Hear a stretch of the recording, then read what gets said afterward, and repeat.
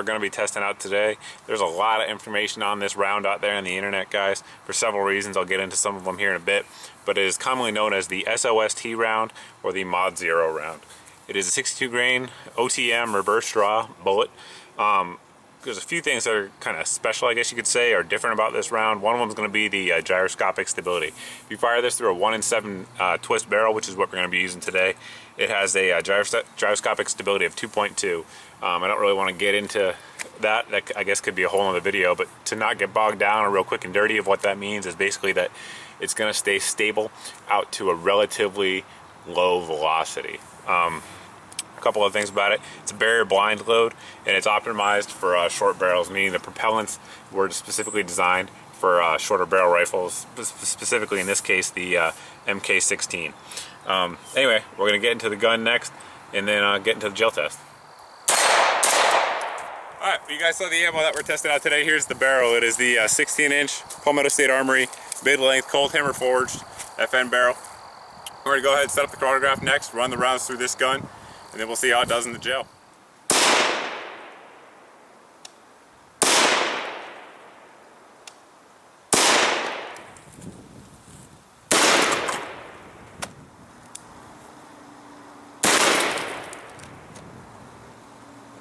First shot went completely through both blocks of gel.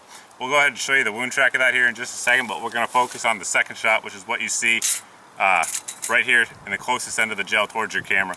You can see right when it entered, about 1 inch in, it did start expanding and the permanent wound channel opened up a little bit. I'll show you the overhead shot next as well.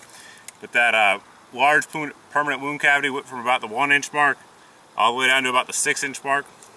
After that, in both shots, both the first and the second shot, it settled down pretty good after that. Continued on through the first block. The first shot, as I said earlier, went out the second block. And as you can see here, the second shot is right at the 32 inch mark.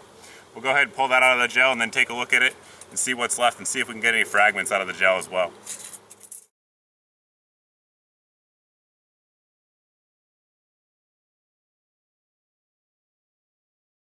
I pulled the bullet out of the block, and there you see the lead core bullet itself, as well as the fragments that I was able to recover. There likely are more fragments in the gel block. I just didn't find any more than that. Anyway, what I recovered is coming in at 2.9 grams. Right up front, guys, I'm going to apologize. I did not get the overhead shot like I mentioned earlier in the video. Basically, I just forgot to get it before I went ahead and melted the gel block down. So again, my apologies on that one. But a few stats basically from the test. Obviously, you guys saw that it did penetrate all the way through on the first test. Second one, the lead core stayed in the block just barely. Those fragments that you see right there, those were recovered from about 7 inches to 12 inches in that gel block. Like I mentioned earlier during the weight, there may be more in there. I just did not find them. The round was averaging 2,997 feet per second out of that 16-inch barrel, and that's giving you 1,235 foot-pounds of energy. So pretty good muzzle velocity out of that 16-inch barrel. Obviously expect it to perform that way, being a true 5.56 caliber round. But all in all, I was a little bit surprised by the test. I really didn't think it was going to penetrate quite that much. I mean, I know it's a barrier blind load and all that, but I was a little bit surprised by that. But I guess that's why we do the tests. I'm sure there's a little better testing out there on the internet than what you have here, a little more scientific, since this is obviously a military round. But all in all, a little bit more penetration than I expected, decent fragmentation, but I'm not sure if this would be the go-to round I would use as a civilian for home defense or personal defense. There might be others out there that I'd choose. That said, if I was in the military, this might be a round I'd want to look at and see if I can get my commander to sign off on. Anyway, as always, guys, if you have any questions about this round, anything else I test here on the channel, please feel free to ask those questions here in the comments section. You can also post them over at my Facebook page. But as always, guys, thanks for watching, thanks for subscribing, and we'll see you guys in the next video.